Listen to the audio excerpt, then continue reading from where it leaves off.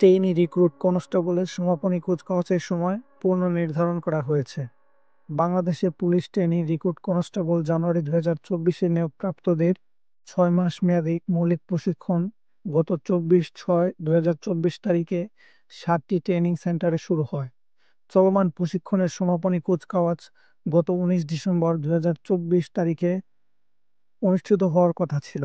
সরকারি অনিবার্য কারণবশত সমাপনী কুচকাওয়াজ সাময়িক স্থগিত করা হয়েছে।